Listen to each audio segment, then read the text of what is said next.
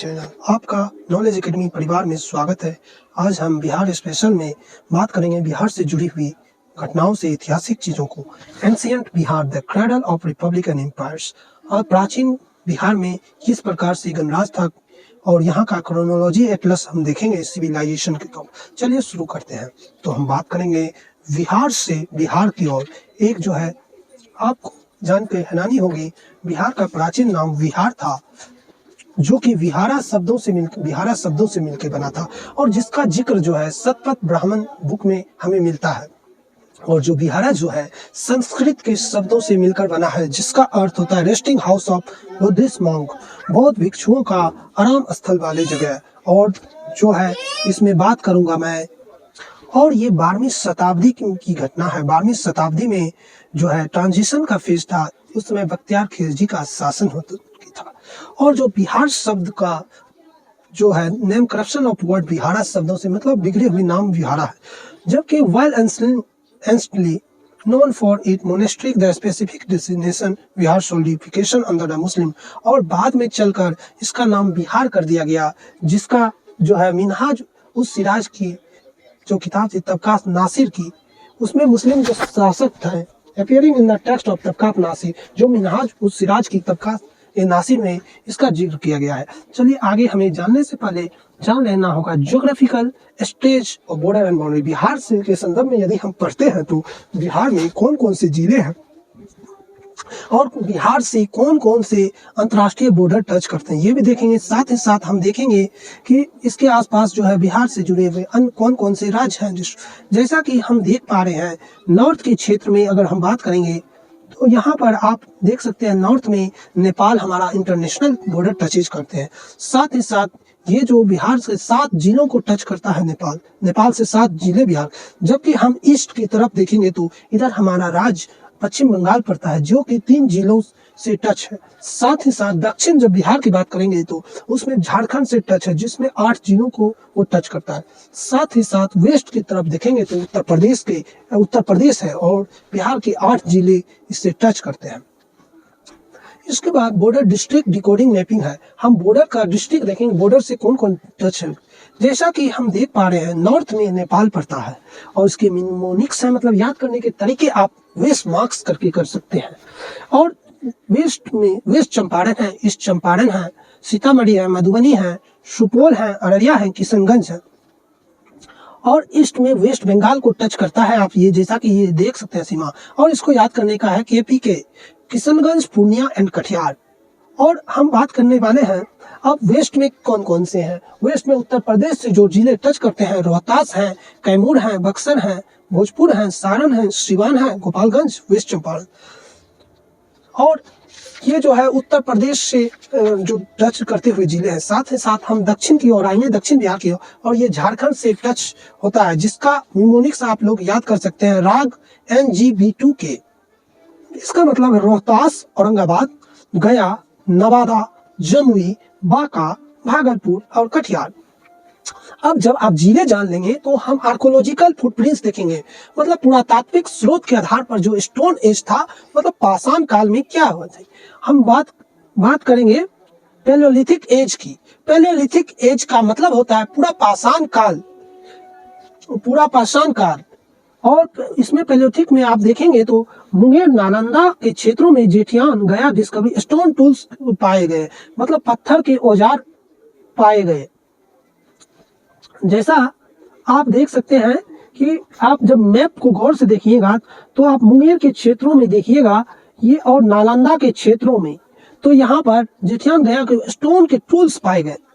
और मिसोलिटिक एज की बात करते हैं, मध्य पाषाण काल में देखेंगे तो मुंगेर, हजारीबाग, सिंहभूम, संथाल परगना का क्षेत्रों में मिसोलिटिक एज में भी पाया गया इस तरह का औजार पाषाण काल। न्योलिथिक एज की बात करेंगे, न्योलिथिक एज उसे कहते हैं, हिंदी में इसे नवपाषाण काल कहते हैं। जैसा कि चिरांद जो सारण में पड़ता है, आप लोग कई किताबों में भी पढ़िएगा तो चिरांद दे के दिया देगा, लेकिन कभी कभी आपको एग्जाम में पूछ देता है चिरांद कहाँ है। चिरांद जो जगह पड़ता है सारण में, डिस्कवरी यहाँ पर हड्डियों का टूल्स मिला था, बोन्स मतलब हड्डियों का टूल्स यहाँ मिला था, चेचर। और ये जो और अन्य जगह जो मिलता है तो चेचर जो वैशाली जिला में पड़ता है, तारादी जो गया जिला में पड़ता है, और सेनुअर जो रोहतास जिलों में पड़ता है, आप जैसा कि देख सकते हैं।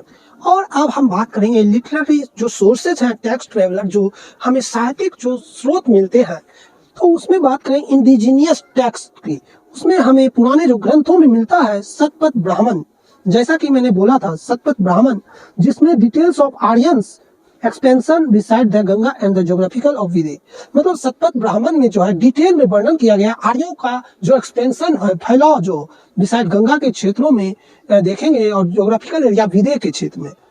आप जैसा कि मैप में देख सकते हैं विदे कहाँ है, बिहार मगध के जस्ट ऊपर में है। और अथर्ववेद, अथर्ववेद जो है इसमें बात करेंगे वर्त्यास की बात की गई है इन द रीजन।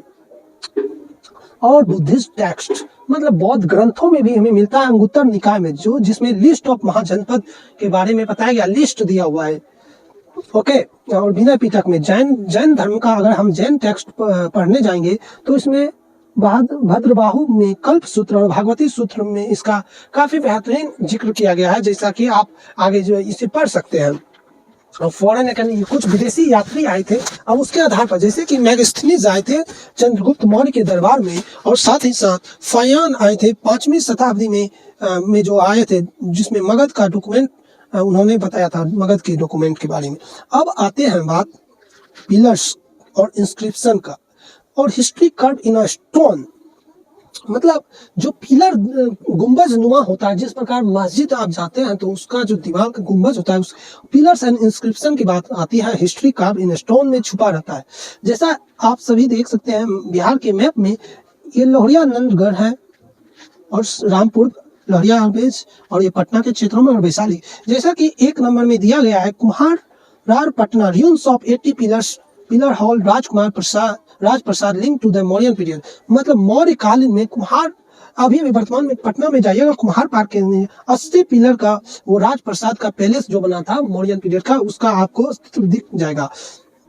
साथ ही साथ लोहरिया नंदगढ़ में बात करेंगे, साइट ऑफ मौर्यन पिलर का इंस्क्रिप्शन की भी बात करता है, वहाँ आपको इंस्क्रिप्शन काफी मतलब लिखावट मिल जाएगा। और चंपारण के साइट्स पर जाइएगा तो वहाँ पर रामपुर में दिखेगा वेस्ट में, लोहरिया जो है अरेंजा ईस्ट में पड़ता है, आप जो देखेंगे बिहार के ईस्ट पार्ट में, ईस्ट चंपारण में, और वेस्ट चंपारण में रामपुर में। वैशाली में जो है discover of Gupta period steels and coins, आपको गुप्त काल की जो है मिल जाएंगे गुप्त स्टील्स और कॉइन, सिक्के जो। अब बात करेंगे वैदिक ट्रांजिशन, वैदिक काल में किस प्रकार से बदलाव हुआ, कीकट टू विदे, मतलब कीकट से विदे की ओर। आप देख सकते हैं ये जो एरिया जो बिहार में देख रहे हैं, कीकट वो शब्द होता है जो कि कीकट जो है निम्न जातियों के लिए किया जाता है, अनटचेबल, जिसे हम छुआछूत मानते हैं। और आर्यन लोग जो है नॉर्थ आगे जो है नॉर्थ बिहार में जाते हैं, अपना आर्यन आगे बढ़ते हैं तो शतपथ ब्राह्मण में देखते हैं विदे, मार्क अराइवल आर्यंस इन नॉर्थ बिहार। और यहाँ पर हमें शतपथ ब्राह्मण बुक में मिलता है, देखने को मिलता है आर्यन लोग जो है नॉर्थ बिहार में आए थे विदे के रूप में, और किंग ऑफ विदे, और विदे के राजा को, जैसा कि विदे के राजा को जनक कहा जाता है, फादर ऑफ सीता, जैसा हम लोग रामायण ग्रंथ में पढ़ रहे हैं। उसके बाद क्रोनोलॉजिकल एटलस में बात करें, एरा ऑफ महाजनपद का काल जो है 600 BC से देखेंगे तो इसमें जो प्रांत है उनमें से एक वज्जी प्रांत है, वज्जी जो वैशाली और मुजफ्फरपुर के जिला में अभी आपको एक्सपेंशन आप यहाँ देख सकते हैं। और मगध का जो क्षेत्र है, पटना और गया के क्षेत्र को मगध कहा जाता था। और अंग जो है, अंग राजा कर्ण का ये प्रदेश कहा जाता था, मुंगेर और भागलपुर के एरिया में। और इसमें the rise of 16 great state, और इससे 16 महान राज निकले, महाजनपदा जिसके कहते हैं। Information derive from Buddhist text, Anguttara निकाय एंड जैन टेक्स्ट, भागवती सूत्र। और इसका हम कॉन्टेक्स्ट देखेंगे तो ये अंगुत्तर निकाय और जैन ग्रंथ भगवती सूत्र में इसका जिक्र किया गया है। अब हम बात करेंगे Vajji the world first Republic, मतलब वज्जी प्रांत में जो है। अब हम बात करेंगे लिच्छवी गणराज का स्थापना जो है, पहला रिपब्लिक माना जाता है, यहाँ गणराज लिच्छवी को कहा जाता है। कॉन्फेडरेसी ऑफ 8 क्लैंस, यहाँ आत्र गोत्र की बात की है, अष्टुकला। ओके, इसमें विदे के क्षेत्र और मिथिला और साथ ही साथ लिच्छवी गणराज का जिक्र है, लिच्छवी रिपब्लिक, जहां पर ये सभी इसमें आते थे। अब की फैक्ट की बात करेंगे तो यहाँ की राजधानी जो है वैशाली है, वैशाली को जो है महावीर बौद्ध का जो है बर्थ प्लेस कहा जाता है, जन्म स्थल। साथ ही साथ यहाँ ज्योग्राफिकल एरिया देखेंगे, extend from Muzaffar to Terai of Nepal, मतलब मुजफ्फरपुर से लेकर ये नेपाल के तराई क्षेत्रों तक इसका फैला हुआ है। और साथ ही साथ यहाँ जो सिग्निफिकेंस आता है तो establish the world first Republic system of government, यहाँ से हमें विश्व का पहला गणराज्य सिस्टम का हम नींव देखते हैं। अब हम बात करेंगे अंग द ईस्टर्न किंगडम, अंग प्रदेश का, जिसको जो है ईस्टर्न किंगडम कहा जाता है। इसकी राजधानी जो है चंपा है, जो भागलपुर के नाथनगर में पड़ता है। इसका पुराना नाम चिनम्पा है, जैसा कि हैंड सॉन्ग की किताब में हम देखते हैं, फर्स्ट मेंशन इन अथर्ववेद। इसका जिक्र जो है पहली बार अथर्ववेद में किया गया। साथ ही साथ इस शहर जो यहाँ थे चंपा और असपुर थे, यहाँ के लास्ट जो राजा थे, राजा कर्ण का आप लोगों ने महाभारत काल में भी नाम सुना था। यहाँ जो है Bimbisara annexed by Bimbisara into Magadha empire, Bimbisara से लेकर मगध एम्पायर तक के देखते हैं हम इसमें। अब आती है अब बात करेंगे Magadh myth and origin, Magadh के बारे में क्या मिथ्या है, कैसे इसकी उत्पत्ति हुई। ज्योग्राफिकल एरिया की बात करेंगे तो ये पटना, जहानाबाद, गया, औरंगाबाद और नवादा के क्षेत्रों में आप देख सकते हैं। ये इंपेरियल कोड है और ये बृहदत्त के डायनेस्टी से जुड़े हुए हैं। इपिक ट्रेडिशन, पुराने जो इपिक ट्रेडिशन जो आप बात करेंगे तो उसके आधार पर इनके फाउंडर जो है बृहदत्त है और वो जो है ग्रेट रूलर यहाँ के जरासंध का एक अखाड़ा, जरासंध का आप नाम सुने होंगे। ये जो जरासंध का एक अखाड़ा है जो राजगीर के गिरिराज में है। ओके, यहाँ पर while the Purans and Mahabharata cites this as the oldest dynasty, पुराण और महाभारत के आधार पर यह सबसे पुराना डायनेस्टी था वंश। Buddhist text identify the Haryanka dynasty as the first historical one. और जबकि हम बात करेंगे पुराण और महाभारत के सामने इसमें ओल्ड बताया जाता है, जबकि बुद्धिस्ट टेक्स्ट जो आइडेंटिटी करते हैं, बताते हैं ये हर्यक डायनेस्टी यहाँ के फर्स्ट हिस्टोरिकल वन थे, उनमें से एक थे। अब चलिए तो आगे हम शुरू करते हैं हर्यक डायनेस्टी का, the rise of real politics. अब हर्यक डायनेस्टी में किस प्रकार का वास्तविक राजनीति था जिसको बिहेवियर में अपनाया जाता था। वर्तमान में इसे यथार्थवादी भी कहते हैं, रियलिस्टिक भी कहते हैं। और ये हर्यक डायनेस्टी का जो है बात करेंगे तो 544 बीसी से 492 बीसीई से हम बात, हर्यक डायनेस्टी जैसा कि 544 बीसी से 492 बीसी के बीच में इसका कार्यकाल है। और इस हर्यक डायनेस्टी के जो फाउंडर है बिंबिसार जी हैं। इनका जो कैपिटल राजधानी जो है राजगृह पड़ता था, जिसे गिरिराज कहा जाता है। इनोवेशन, इसकी उत्पत्ति जो है, स्थापना जो है, पहला जो फर्स्ट परमानेंट आर्मी था, इसका पहला परमानेंट आर्मी था जिसे नाम इन्होंने सैन्य दिया था। और सक्सेशन की बात करेंगे, इनके बेटे जो है अजात शत्रु थे, उसके द्वारा इनका आगे बढ़ाया गया। Ajatashatru who took the throne by patricide. Okay, और ये जो अजात शत्रु बने थे, इन्होंने अपने पिता की हत्या करके जो है सिंहासन हासिल किया था। अब बात करेंगे बिंबिसार एरा, बिंबिसार का दौर जो है में देखेंगे किस प्रकार का डिप्लोमेसी था, कूटनीति था और एक्सपेंशन, किस प्रकार से अपना राज्यों का वो विस्तार किया करते थे। तो पहला था मेडिकल डिप्लोमेसी। तो इसमें होते थे रॉयल जो फिजिशियन होते थे, जीवक का नाम आप सुने होंगे। उन्होंने एक राजा को जॉन्डिस का बीमारी हुआ था तो, और उन्होंने उसको ठीक कर दिया था जॉन्डिस का बीमारी। तो देख सकते हैं मेडिकल डिप्लोमेसी भी काफी जरूरी है। साथ ही साथ मार्शियल अलायंस, मतलब वैवाहिक संबंध भी के कारण भी काफी अलायंस किया जाता था। वैवाहिक संबंध जब होता था तो राज का इस तरह विस्तार होता था। ये कूटनीति है। कौशल और लिच्छवी में रॉयल परिवार दोनों का आपस में विवाह हुआ था। और साथ ही साथ रिलीजियस पेट्रोनेज देखेंगे, मतलब धार्मिक तौर पर भी ये जुड़े हैं। जिस पर गौतम बुद्ध ने जो है गिफ्टेड किया था वेणुवन, यहाँ जो है गौतम बुद्ध को वेणुवन गिफ्ट किया गया था near the Rajgriha to the Buddha को। कंक्लूजन, अब हम बात करेंगे conclusion, the shift of Pataliputra से किस प्रकार से शिफ्ट किया।